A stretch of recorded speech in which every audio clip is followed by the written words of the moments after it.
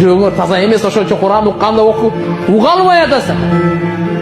Биз бүгүн сотканы карасак 2 саат карайбыз, 3 саат интернет ачабыз, 15 000 Куран ачканга жүрөгүбүз таппайт.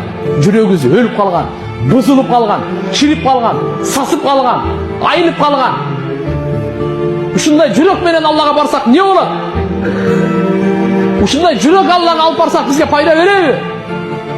Ушундай жүрөк менен биздин ортобузда ынтымак болобу?